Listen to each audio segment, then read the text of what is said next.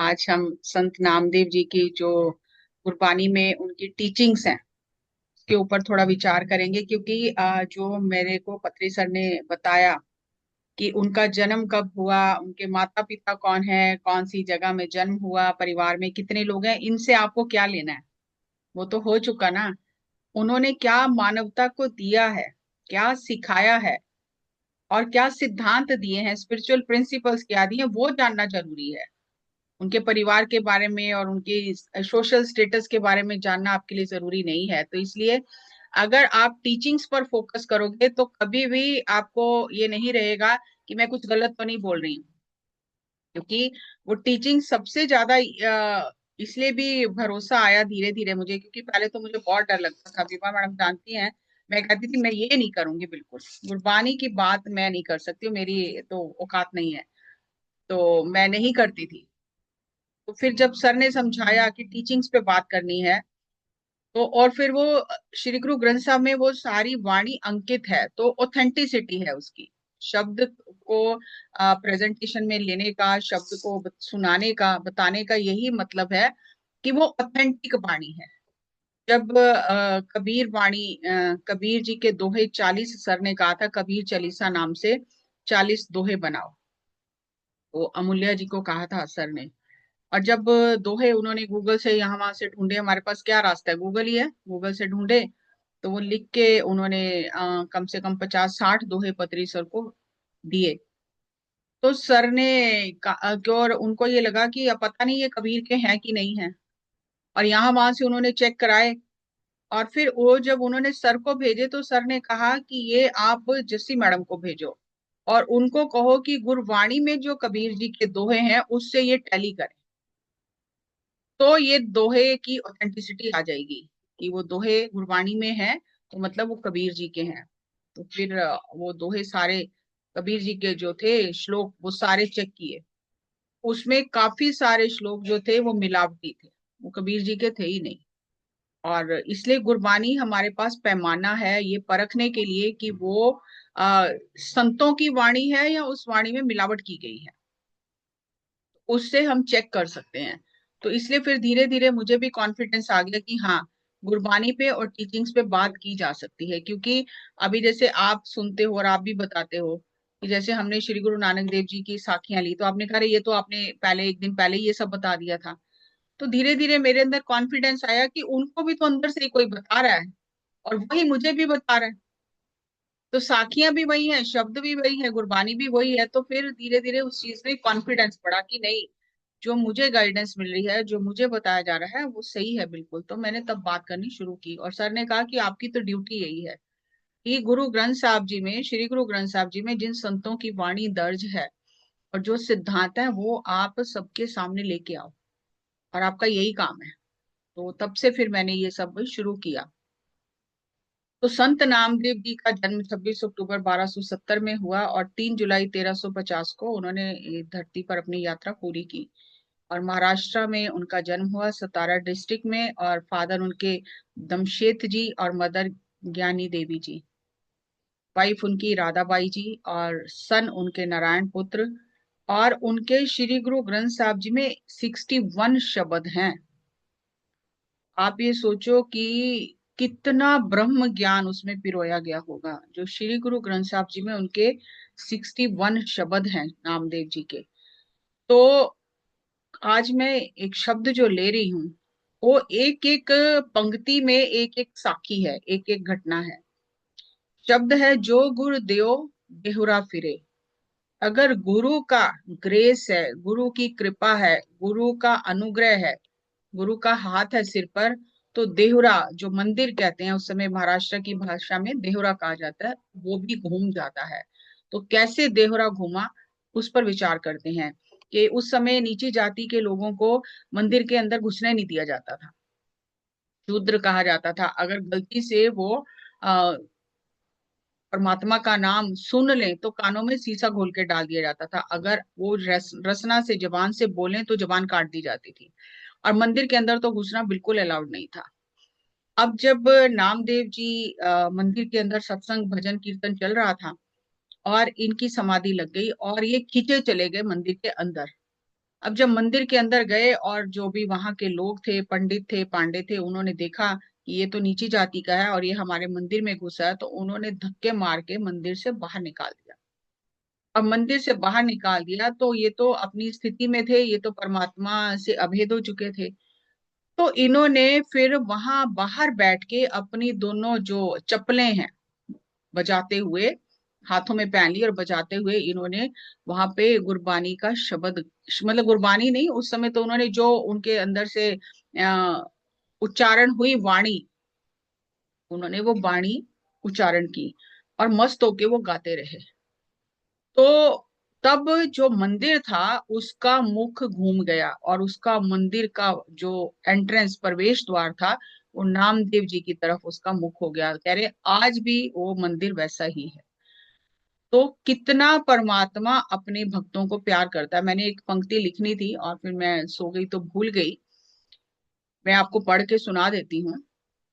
ये बहुत धारणा, कभी गुरपुरब होता था या कोई संतों का होता था तो कविताएं बहुत है, तो ये बहुत पंक्ति गाई जाती थी। पंक्ति है, जीवे मावा नु पुत्र प्यारे, भगत प्यारे रब नु। तो उसको ऐसे गाते हैं, जीवे मावा नु पुत्र प्यारे, भगत प्यारे रब नु। जिਵੇਂ मावा नु पुत्र प्यारे, भगत प्यारे रब नु। तो परमात्मा को उसी तरह अपने भगत प्यारे हैं जैसे माँ को अपने बेटे, अपने पुत्र प्यारे हैं। तो फिर वो देहरा घूमा, विष्णु जी प्रकट हुए। विठल, विष्णु जी ने विठल भगवान, विठल विठल वो कहते थे, महाराष्ट्र की भाषा में विठल कहा जाता है। तो विठल भगवान प्रकट हुए और प्रकट हुए तो वहां श्री गुरु ग्रंथ साहब जी में शब्द शब्द जो है उसमें उसके बोल हैं कि वो कह रहे हैं कि मरे हुए जो मुक्त दोगे, मुक्त न जाने कोयला। कि मर जाऊंगा फिर मुक्ति दोगे, तो किसको, किसने देखा है उस मुक्ति को? अभी तो मुझे अपमानित करके मंदिर से बाहर निकाल दिया, मुझे मारा इतना है, और आप कहते हो कि जब मर जाओगे तो मुक्ति मिलेगी। तो वो मुक्ति किस काम की है? मेरे तो किसी काम की नहीं है ना।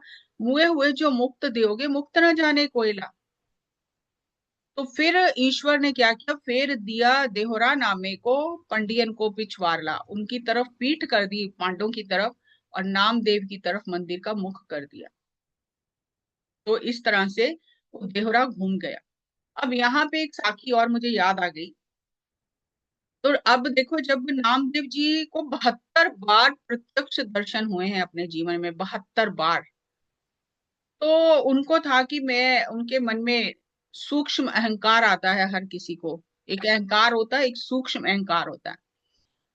तो वो परमात्मा के लिए, अपने विठल के लिए प्रसाद बना के भोग लगाते थे। तो एक दिन जब भोग लगाया उन्होंने, तो उन्होंने देखा कि विठल भगवान के मुंह पर खिचड़ी लगी हुई है। और खिचड़ी लगी हुई है तो बड़े हैरान हुए। और नामदेव जी ने पूछा कि आप कहीं और से भी खा के आए हो? तो उन्होंने कहा कि हाँ, रंका बंका नाम के मेरे भक्त हैं, आज उन्हें खाना बनाने में देर हो गई, तो वो जब तक मैं भोग नहीं लगाता हूँ वो खाते नहीं है, तो मैं जल्दी जल्दी में वहां से खा के यहाँ तुम्हारे पास आया हूँ। और वो मेरे बहुत पहुंचे हुए भक्त हैं। तो नामदेव जी के मन में आया कि मुझसे भी बड़ा कोई भक्त है, कि उनकी खिचड़ी को पहले भोग लगा के और दौड़ते हुए यहाँ तक आए हैं, तो मतलब वो मुझसे भी बड़े भक्त हैं। तो उनके मन में आया कि मुझे जाके मिलना चाहिए उनसे। अब अहंकार को तो चोट लगती है कि मुझसे भी कोई बड़ा है क्या। तो वो रंका बंका के पास पहुंच जाते हैं बाद में। और वहां पे रंका बंका एक लेप जो है उसे सिलबट्टे पे पीस रहे होते हैं। और वो इनकी तरफ देखते, देखा अनदेखा कर देते हैं, ठीक है कोई आया बैठा, हम तो काम कर रहे हैं, काम करके बात करेंगे। तो लेप अपना पीसते रहते हैं। तो नामदेव जी को और झटका लगता है कि मैं इतना बड़ा भक्त और मैं आया हूँ, और मैंने तो समझा ये दोनों समाधि स्थिति में बैठे होंगे, ईश्वर का नाम ले रहे होंगे, विठल भगवान के आगे प्रार्थना करे होंगे, ये तो अपना घर के कामों में लगे हैं। तो वो ये पता नहीं क्या पीस रहे हैं, मसाला वगैरह कुछ पीस रहे हैं। तो बहुत देर तक वो पीसते रहे और नामदेव जी अपने मन में सोचते रहे कि ये क्या भक्त है। परमात्मा ने कहा कि मैं उनके घर से प्रसाद ग्रहण करके आया हूँ, ये तो घर के कामों में लगे, मुझे तो लगा ये तो समाधि स्थिति में होंगे। तो जब उनका वो लेप पिस गया, तो वो रंका बंका आपस में बात कर रहे हैं कि एक हुआ है भक्त यहाँ पर, नया नया, नामदेव उसका नाम है, और जरा सा भी कुछ हो, वो आपस में बात कर रहे हैं। और जरा सा भी कुछ होता है तो वो अपना रोना शुरू कर देता है कि मुझे बचाओ, हे विट्ठल मुझे बचा ले। जरा सा मान अपमान कुछ उससे सहन होता ही नहीं है। हर बात में बस विट्ठल मुझे बचा ले, विट्ठल मुझे बचा ले। तो उसको, उसके लिए विट्ठल भगवान को मंदिर घुमाना पड़ गया, और जब उन्होंने कंधे पे रख के मंदिर घुमाया तो जख्म हो गया। और उस जख्म पर लेप लगाने के लिए, उस जख्म पर मलहम लगाने के लिए ये लेप तैयार कर रहे हैं। अब नामदेव जी को इतनी चोट लगी कि वो कह रहे कि नया नया भक्त हुआ है और वो हर बात में रोता है कि बचा लो मुझे बचा लो। तो उनको बड़ी चोट लगी मन में। तो फिर उन्होंने, पहले तो सोच रहे थे अरे ये क्या है, इनको तो कुछ अता पता नहीं है, जैसे हम तो यही ऐसे ही सोचते हैं ना, हमारी जो हमारे पैमाने में खरा नहीं उतरता, हमारी जो एजम्पशन है, जो हम सोच के गए उस हिसाब से वो नहीं व्यक्ति मिला हमें, तो हम तो अपनी दुनिया बना लेते हैं, उसके प्रति एक भाव रख लेते हैं। लेकिन वो तो पूर्ण संत थे, और परमात्मा ने विट्ठल इसीलिए भेजा कि नामदेव का सूक्ष्म अहंकार दूर हो जाए कि मैं ही भक्त हूँ, और भी बहुत भक्त हैं यहाँ। तो फिर वो नामदेव जी ने उनके आगे मतलब झुके और उनसे पूछा। तब फिर उनकी ज्ञान चर्चा होती है, और फिर नामदेव जी को पता चलता है कि जो बातें हैं, ये जैसे किसी ने अपमान कर दिया, किसी ने कुछ कह दिया, ये बातें तो होती रहेंगी। और हर बात के लिए विट्ठल भगवान को बुलाते रहेंगे क्या, कि बचाओ बचाओ। क्या दिखाना चाहते हैं हम? दिखाना चाहते हैं कि भगवान हमारी तरफ है। अगर उसको आना होगा, बचाना होगा, आप नहीं बुलाओगे तो भी वो आएगा। रंका बंका जो थे उन्होंने समझाया कि क्योंकि भगवान का काम ही अपने भक्त की लाज रखना, तो आपके बुलाने से वो आया है ऐसा नहीं है। लेकिन आप क्योंकि बुला रहे हो तो आपको मन में अहंकार हो रहा है कि मेरे बुलाने से आया है। तो आना है वो आएगा, उसका काम है बचाना, लाज बचाना, भक्तों की लाज बचाना उसका काम है। तो फिर नामदेव जी को ज्ञान हुआ। ऐसे कई ऐसी घटनाएं हुई जहां नामदेव जी के वो सूक्ष्म अहंकार टूटता था। तो ये जो पंक्ति है, जो गुरुदेव देवरा फिरे, अगर गुरु की कृपा होगी तो वो मंदिर भी घूम जाएंगे। अब आप, हम सोचते हैं कि अरे पृथ्वी कैसे घूम जाएगी, या पृथ्वी के ऊपर जो ये एक घर बना हुआ है या मंदिर बना है ये कैसे घूम जाएगा। लेकिन ये परमात्मा ने तो बनाया है। तो जिसने बनाया है खिलौना, वो खिलौने के अंजर पंजर अलग अलग करके उसको दूसरी तरह से सेट कर सकता है। तो जिसने बनाया है वो तो कर ही सकता है ना। तो ये पंक्ति का साथ ये साखी जुड़ी हुई है। दूसरी पंक्ति है, जो गुरुदेव ता छापर छाई। अगर गुरु की कृपा है, अनुग्रह है, तो गुरु आपका, छपड़ी होती थी ना पहले जमाने में, कुटिया कह लो आप, तो पंजाबी में छपड़ी कहा जाता है। तो रहने की जो जगह है कुटिया है। अगर गुरु की कृपा है तो वो खुद आके बना के देगा, कुटिया खुद बना के देगा। तो इसकी भी बहुत प्यारी साखी आती है कि नामदेव जी ने कपड़ा बुन के और वो बेचने गए तो ईश्वर ने, परमात्मा ने उनकी परीक्षा ली, और एक गरीब से उसका भेष बना के कहा कि मेरे को कपड़ा चाहिए, और तुम ये कपड़ा मुझे दे दो तो मैं अपने वस्त्र सिलवा लेता हूँ। अब नामदेव जी ने सोचा कि मेरे पिता ने भेजा है मुझे ये बेच के, और जो छप्पर हमारा टूटा हुआ है उसको हमें ठीक कराना है, बरसात के दिन आ रहे हैं, और ये कह रहा है कपड़ा दे दो। तो उसने कहा कि कपड़ा तो दे दो, लेकिन मेरे पास पैसे वैसे नहीं है, अब मुझे ऐसे ही दान दे दो। तो नामदेव जी ने सोचा और उन्होंने वो कपड़ा उसको दे दिया। अब दे दिया तो उन्हें लगा कि अब मैं घर जाऊंगा तो मेरे से तो झगड़ा होगा, मेरे पिता तो झगड़ा करेंगे कि बड़ी मुश्किल से तो बना के दिया कि छप्पर ठीक कराना है और तुम जाके ऐसे ही दे के आ गए दान में। तो वो वहीं समाधि में बैठ के घर गई नहीं, कि अब तू जान तेरा काम जाने, मैं तो तेरे नाम से दे दिया। तो परमात्मा, वो बेडी होता है कारपेंटर, कारपेंटर या जो भी घर बनाने वाले होते हैं, तो इसमें तो कारपेंटर बेडी का आ गया है। तो वो उसका रूप लेके आए, और बैलगाड़ियां भर के जो जो छप्पर बनाने के लिए सामान चाहिए था वो सब ले आए। नहीं सॉरी, एक राजे का वो करके रूप बना के वो सारा सामान घर पहुंचा गए। घर पहुंचा गए तो उन्होंने कहा कि ये सामान कहाँ से आया। तो पिता ने सोचा कि थान बेचा होगा, किसी अच्छे राजे ने खरीद लिया होगा, तो अच्छा सामान आ गया। तो बड़े खुश हुए कि घर में सब सामान आ गया, अब हमारी छपरी बन जाएगी। तो उन्होंने कहा कि जब आप इतना सामान भेज रहे हो तो बनाने वाला भी भेज दो एक। तो उन्होंने कहा ठीक है, बनाने वाला भी आ जाएगा। तो परमात्मा खुद रूप बना के बेटी का, तो वो छप्पर उन्होंने आके बनाया। अब इधर तो ये सब बन रहा है और नामदेव जी उधर समाधि में बैठे हुए हैं, घर नहीं आ रहे हैं। तो नामदेव जी की जब समाधि खुली और पूरा घर तैयार हो गया, और नामदेव जी की समाधि खुली, घर आए तो पिता ने कहा कि तूने तो बहुत अच्छे पैसों में थान बेचा है, और वो आए और वो बना के सब कर कर आके चले गए। अब जब ये सब हुआ तो नामदेव जी की तो समाधि लग गई कि ये तो परमात्मा खुद आया बनाने के लिए। उनको तो पता है कि मैंने तो थान बेचा ही नहीं, तो ये तो परमात्मा की लीला है। तो ये गुरबानी में ये शब्द आया है, पाड़ पड़ोसन पूछ ले नामा, कापे छान छवाई हो। ये वो वहां की भाषा है, महाराष्ट्र की। देखो गुरबानी में लोकल जो वहां के संत हुए हैं उनकी भाषा को ही लिया गया है। तो कहा कि वो नामदेव के घर के आगे जो एक औरत का घर था, तो उसने पूछा कि इतना सुंदर घर तुमने बनवाया है तो किससे बनवाया है। जैसे हम भी पूछते हैं ना, आपने किससे काम कराया, हमें भी उसका नंबर दे दो, आजकल तो नंबर मांगते हैं। तो वो कह रही है कि किससे ये घर बनवाया इतना सुंदर। तो पे दुगनी मजूरी दो मोको बेटी देहो बताई, बताई हो, मैं तुमसे दुगनी मजदूरी दे दूंगी। वो कारपेंटर, वो जो मिस्त्री है लकड़ी वाला, लकड़हारा, कारपेंटर किसको बोलते हैं, जो फर्नीचर का काम करते हैं, भाई मेरे को शब्द याद तरखान। नहीं। तरखान। तरखान। तो तुम मेरे को उसका नंबर दो, मतलब कहाँ है वो, मैं तुम्हारे से डबल मजदूरी दे दूंगी और मुझे भी उससे घर बनवाना है।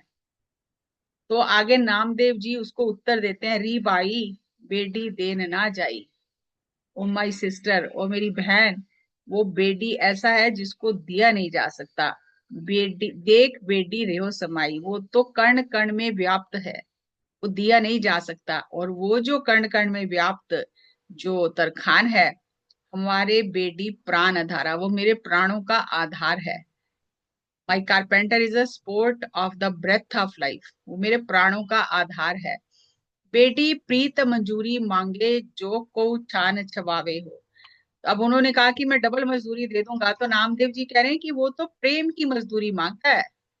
अगर कोई उससे घर बनवाना चाहता है तो उसे तो प्रेम की मजदूरी चाहिए। और वो आता कब है, तो वो कहते हैं लोग कुटुंब सबहू ते तोरे तो अपन बेटी आवे हो। वो लोग जो हैं संसार से तोड़ देता है, सबसे तोड़ देता है, मतलब सबसे प्रीत हट जाती है। रहते सबके बीच में है, लेकिन परमात्मा के बिना और कोई अच्छा नहीं लगता, या सब में हम परमात्मा को जब देखते हैं, बाकी सब छूट जाता है मन से, ऊपर से नहीं, मन से सब कुछ छूट जाता है। परमात्मा के बिना और कुछ रहता ही नहीं है, एक ही डोर बस परमात्मा के चरणों में बंधी रहती है। लोग कुटुंब सबहू ते तोड़े, वो सब तरफ से डोरियां तोड़ के सिर्फ उसके चरणों में जब डोरी बंध जाती है, तो अपन बेटी आवे हो, तो वो अपने आप आ जाता है, उसको बुलाना नहीं पड़ता। तो आपन बेटी आवे हो। अब यहाँ पे अगर गहराई में आज ही मेरे मन में ये बात, ये शब्द तो मैंने पहले भी बहुत बार सुना है, पढ़ा है, क्योंकि मैं बचपन से कीर्तन करती थी गुरुद्वारे में, तो ऐसे शब्द बहुत पढ़ती थी मैं। अब बाद में तो छूट गया सब कुछ। तो बहुत सारे शब्द ऐसे याद भी हैं जो मैं पढ़ती थी। तो आज मेरे मन में ये बात आई कि वो कह रहे हैं तो आपन बेटी आवे हो, सबसे तोड़ने के बाद, उससे प्रीत जोड़ने के बाद भी वो अपनी इच्छा से आता है, उसे बुला नहीं सकते, वो अपने आप ही आता है।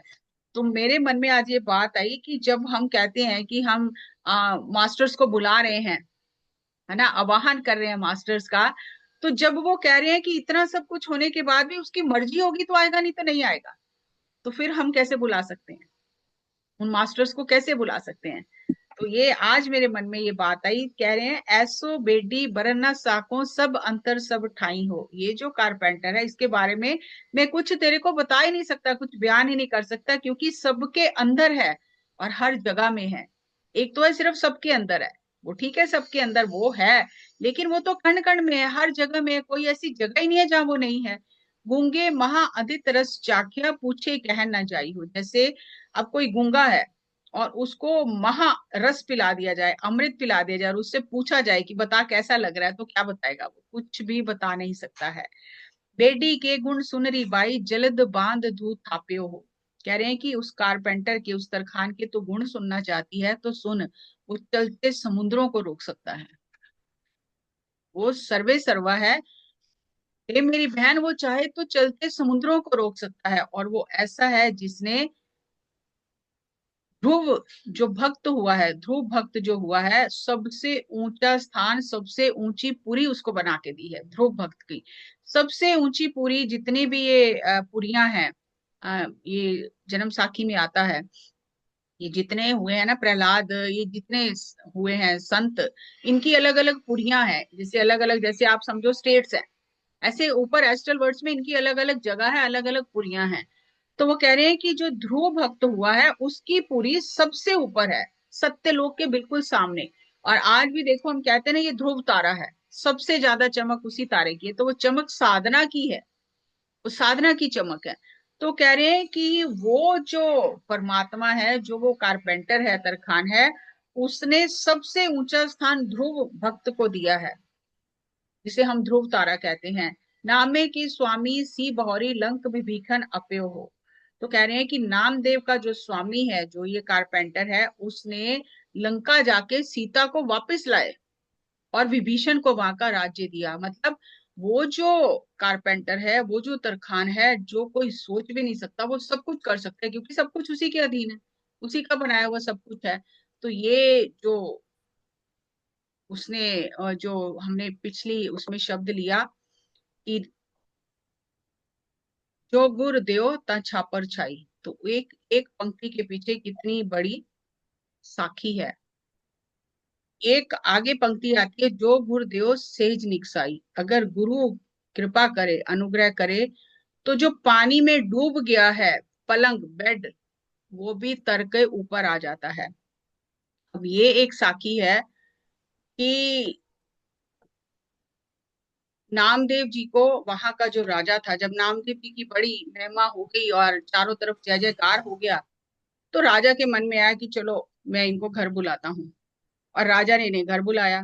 घर बुलाया, अब राजाओं को तो एक अहंकार अलग तरह का होता है। तो जब वहां से विदा होने लगे, तो राजे ने कहा कि कुछ अब मुझे देना चाहिए, इन्हें खाली हाथ तो नहीं भेजना चाहिए। तो उसने सबसे कीमती पलंग, जिसपे हीरे जड़े हुए थे, वो उनको भेंट स्वरूप दिया कि ये लेके जाओ तो मुझे खुशी मिलेगी। तो उन्होंने कहा मेरे घर में तो इतनी जगह ही नहीं है रखने की, तो छोटी सी छप्परी में मैं तेरा पलंग कहाँ रखूंगा।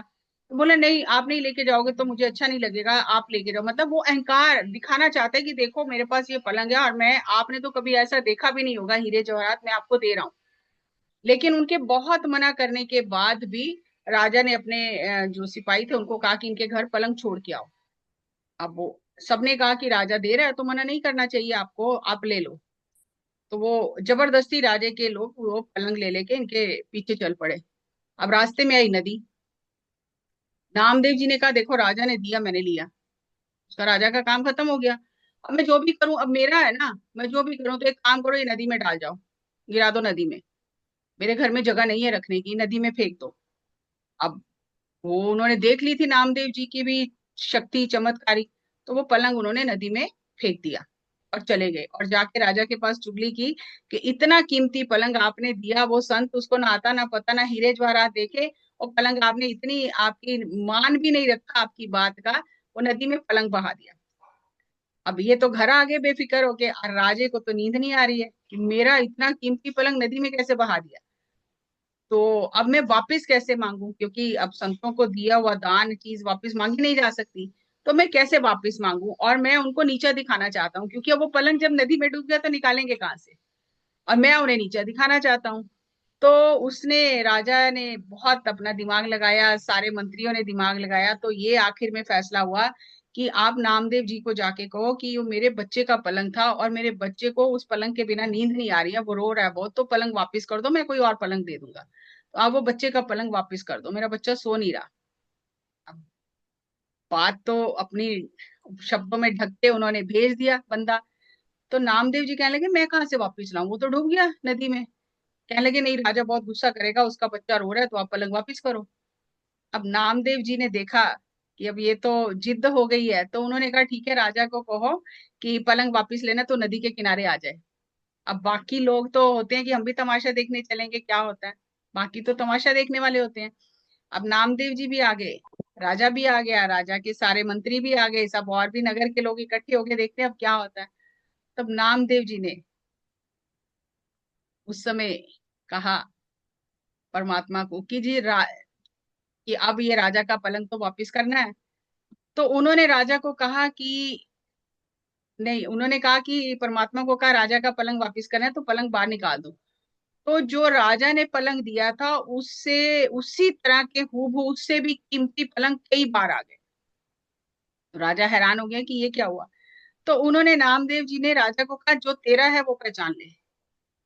तो राजा कह रहे मुझे तो पता ही नहीं चल रहा मेरा कौन सा है, ये तो मैंने एक दिया था, ये इतने कीमती पलंग आपके पास पहले से इतने कीमती पलंग थे। तो बोल रहा मुझे नहीं पता मेरा कौन सा है, मुझे नहीं पता, आप ही बताओ मेरा कौन सा है। तो नामदेव जी ने फिर कहा कि जो राजा का पलंग है वो नदी के बाहर रह जाए, बाकी सब वापस चले जाए। तो सारे पलंग नदी में वापस चले गए। तो इस तरह से ये बानी की पंक्ति आती है, जो गुर देवता सेज निकासी, तो वो पलंग भी तर के बाहर आ गया। तो फिर उन्होंने राजा को कहा कि तूने जो दान दिया था, एक पलंग के बदले ये दान बढ़ते बढ़ते इतने पलंग बन गए, तेरे को इतना पुण्य मिलना था, क्योंकि तूने वापस मांग लिया तो अब वो तेरा ही रह गया, बाकी सब चले गए, क्योंकि तूने वापस मांग लिया। तो इसीलिए कहते हैं कि दान दे के भूल जाना चाहिए, फिर उसे बार बार याद नहीं करते रहना चाहिए मैंने ये दिया और 10 लोगों को बताएं कि मैंने ये दान कर दिया, इतना दान कर दिया, तो वो फलता नहीं है, बढ़ता नहीं है आगे।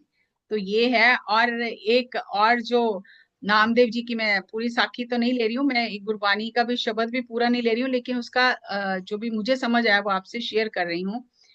कि हम सबको ये होता है कि जब आत्मा धरती पर आती है और फिर वो कर्म भोगती है, लेकिन जब वो पहली बार आई थी तब तो कोई कर्म नहीं थे ना उसके पास। जब पहली बार धरती पर आत्मा ने जन्म लिया तब तो कोई कर्म नहीं थे उसके पास, तो फिर तब वो बंधनों में कैसे बंध गई। ऐसे ही नामदेव जी परमात्मा से बात कर रहे हैं, गुरबानी में ये शब्द है कि जब पहले ये जंगल था जिसमें कमल के सारे फूल थे, ये परमात्मा का ये जंगल था जिसमें सारे कमल के फूल थे, और सभी उसी, मतलब तालाब समझो या परमात्मा का जो एक बड़ा जंगल समझो, तो उसमें से हंस रूपी आत्माएं सब जो थी वो वहां पर आ गई। तो सभी पवित्र हैं, वो उस जगह पर आ गई।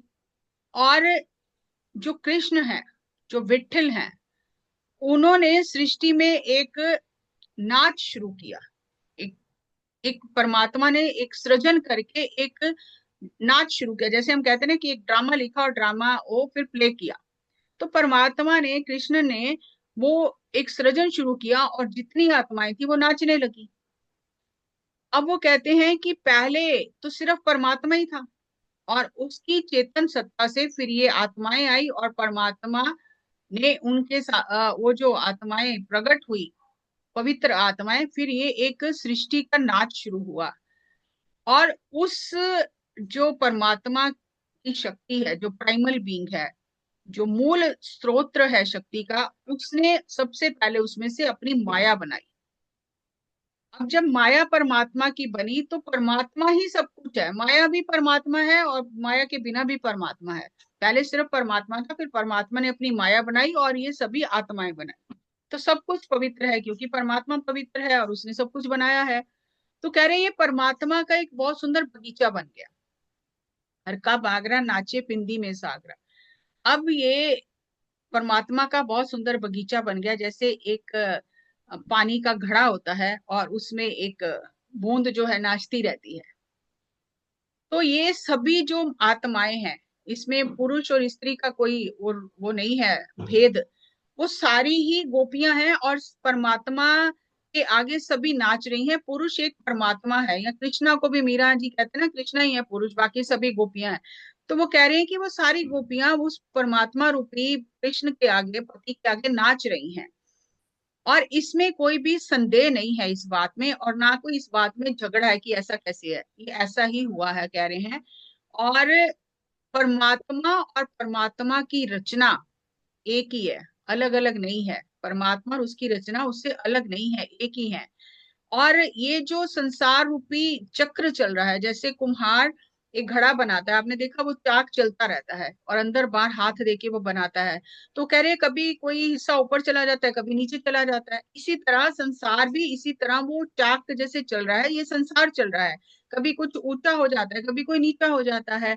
तो कह रहे हैं कि इस तरह ये ऊंचा नीचा जो चक्र चल रहा है, इसमें भ्रम भ्रम के, इसमें घूम घूम के तेरे इस जो सृष्टि का जो नाच शुरू हुआ है, वो घूम घूम के मैं थक गया हूं। मैं तेरे द्वार आया हूं, तू मुझे अपनी इस माया से बचा ले। तो ऐसे परमात्मा के आगे वो प्रार्थना कर रहे हैं कि माया तो तेरी बनाई हुई है ना, तो मुझे इस माया से बचा ले, और मुझे ये जो भ्रम है, ये जो घूम रहा हूं चक्र में, इससे बाहर निकाल दे। तो जब परमात्मा के दरबार जाके उन्होंने प्रार्थना की इस तरह से, तो परमात्मा ने आगे से जवाब दिया। परमात्मा ने कहा, तू कौन रे, तू कौन है। जब बात की तो परमात्मा ने आगे से जवाब दिया, तू कौन है। जैसे हम किसी के पास जाएं बात करने तो पूछते हैं ना, आप कौन हो, कहाँ से आए हो। तो इतना सुंदर इसमें चित्रण किया है उन्होंने अपनी वार्तालाप का, कि परमात्मा पूछ रहे तू कौन है, कहाँ से आया तू। तो फिर आगे नामदेव जी जवाब दे रहे हैं, मैं जी नामा, मैं नामा हूँ, मैं आपके द्वार पर आया हूँ, मैं नामा हूँ। तो कह रहे किस काम से आया है। तो कह रहे हैं, आला ते निवारणा जम कारणा, कि मुझे अपनी माया से और इस मृत्यु से बचा लो। कितना सुंदर, कितना प्यारा शब्द है। तो परमात्मा ने कहा कि मैं नहीं बचा सकता, इस माया से और मृत्यु के चक्र से मैं नहीं बचा सकता। तो फिर नामदेव जी आगे परमात्मा को कहते हैं, कैसे नहीं बचा सकते, जब माया आपने बनाई है, आप मायापति हो, तो कैसे नहीं बचा सकते आप। तो जैसे अभी मान लो हम किसी के पास जाते हैं और हम उसे कहते हैं कि मेरा ये काम करा दो, तो वो कहता है नहीं मैं नहीं करा सकता, एक संसारी बात है। तो हम कहते हैं नहीं, आपकी तो वहां भी चलती है, आपकी तो यहाँ भी चलती है, आप एक फोन करो सारे काम हो जाएंगे। तो इसी तरह से इतना सरलता से भक्त परमात्मा से बात करते हैं कि आप कैसे नहीं बचा सकते हो, आप ही ने तो बनाई है, आप मायापति हो, माया आपकी बनाई है, आपसे अलग तो माया है ही नहीं, तो आप ही बचा सकते हो। तो ये बहुत सुंदर, मुझे बहुत प्यारा ये शब्द लगता है कि किस तरह से नामदेव जी ने परमात्मा से बातचीत की, और परमात्मा ने आगे से पूछा कि तू कौन है।